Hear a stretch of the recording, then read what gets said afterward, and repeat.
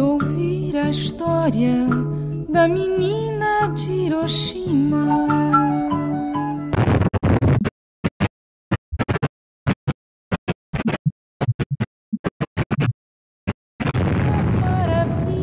Em julho de 1945, a Segunda Guerra Mundial já havia acabado.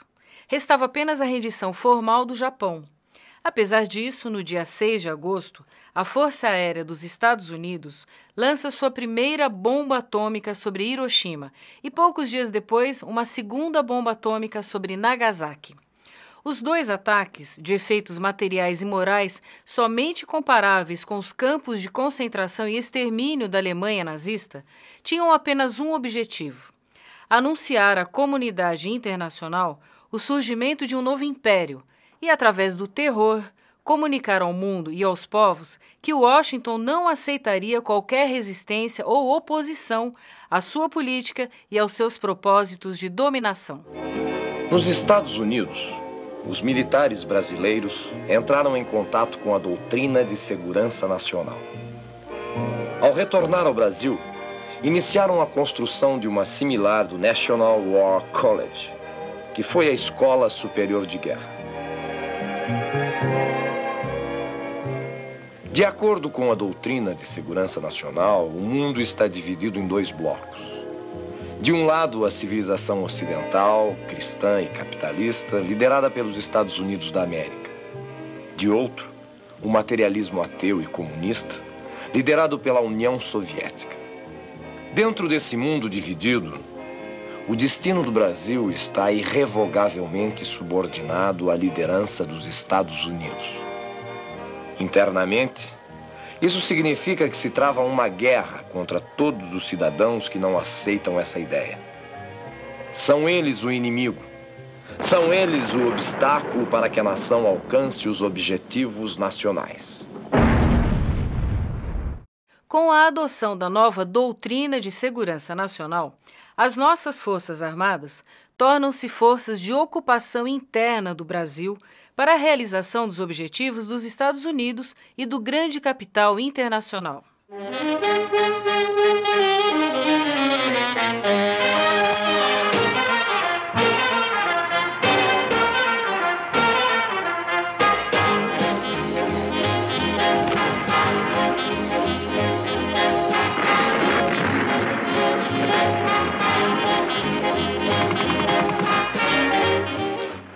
Estava dividido em dois grandes blocos. O bloco capitalista, com a hegemonia dos Estados Unidos, e o bloco socialista comunista, com a hegemonia da União Soviética. E tinha no meio vários países que compunham um terceiro bloco chamado de não alinhados, ou seja, supostamente neutros em relação a essas duas superpotências. No Brasil, a repercussão era uma repercussão que abrangia os países da América do Sul, na qual o Brasil tinha um papel de relativa liderança. E essa repercussão ficou mais aguda no final dos anos 50, com a Revolução Cubana. A vitória da Revolução Cubana em 58, evidentemente, trouxe um grande estímulo à luta popular na América Latina. E, evidentemente, o Império Norte-Americano, eles desencadearam uma série de ofensivas. Na verdade, era uma tentativa de conter o avanço da luta popular. Essa era uma das razões e uma das preocupações mais importantes do imperialismo norte-americano. O que dizia este governo, através do presidente Kennedy e dos seus principais representantes? Literalmente, para onde o Brasil vai, toda a América Latina irá. E aí não teremos apenas uma nova Cuba, teremos uma nova China. que, pelo seu tamanho, pelos seus recursos, pelos seus exércitos, eram considerados uma grande ameaça. A China de Mao Tse-tung. O Brasil aparecia como uma possibilidade de independência em relação à dominação imperialista do grande capital, o que levava a uma ação redobrada do poder econômico, militar e de comunicações dos Estados Unidos. 60 foi um ano extremamente importante. Nós tivemos eleições para a presidência da República. Com relação à campanha presidencial,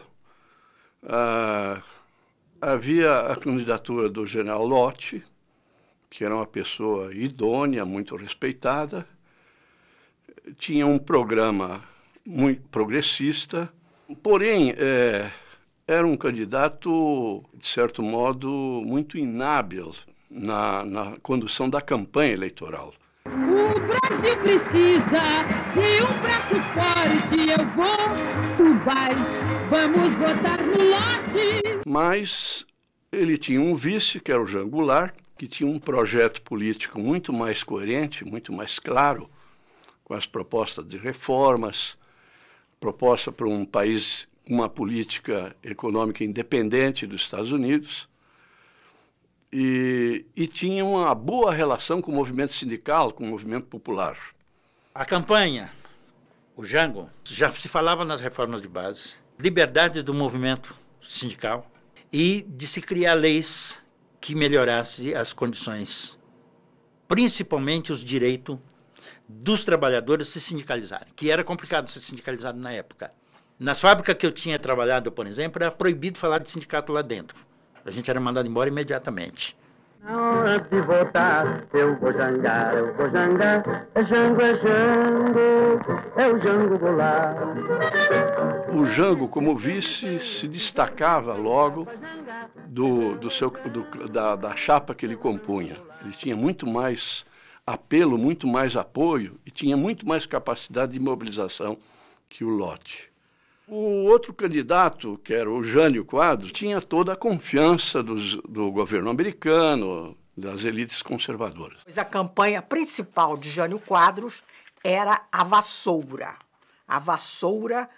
para limpar os corruptos, a corrupção, etc.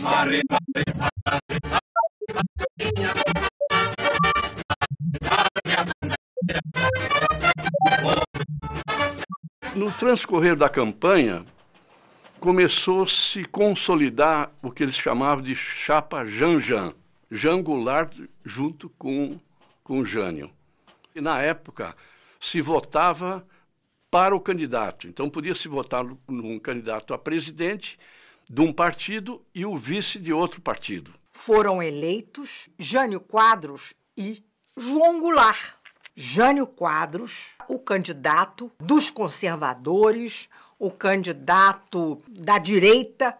Jânio Quadros e João Goulart, Jango, tinham interesses políticos muito diversificados e Jânio Quadros, com características de personalidade bastante complexas, digamos, com 7 meses de presidência, depois de alguns atos que mostravam a sua condução política ambígua e errática, porque ao mesmo tempo que ele se aliava com os conservadores e com o grande capital, ele homenageia o grande herói da Revolução Cubana, Che Guevara. Apesar dessa personalidade estranha, digamos, ele tinha um apoio grande na imprensa mais poderosa e na classe média, na igreja. Mas com 7 meses de presidência, Jânio Quadros renuncia, em conflito com o Congresso, e esta renúncia quase leva o país à guerra civil. O Jânio tenta um golpe de Estado. Ele queria renunciar para que todo mundo levasse nos braços de volta para o palácio e ele aí ditasse os termos, entende, dos fundamentos, entende, do novo regime. Num livro escrito com o senhor Afonso Arinos de Melo Franco, que era o ministro das Relações Exteriores no seu governo, um livro chamado História do Povo Brasileiro. Há uns capítulos relativos ao episódio da renúncia. E nesse episódio da renúncia, contado por ele e por Afonso Arinos, está a confissão explícita de que o objetivo era o golpe de Estado. Está ali provado, digo mais do que provado, confessado que o objetivo era o golpe de Estado.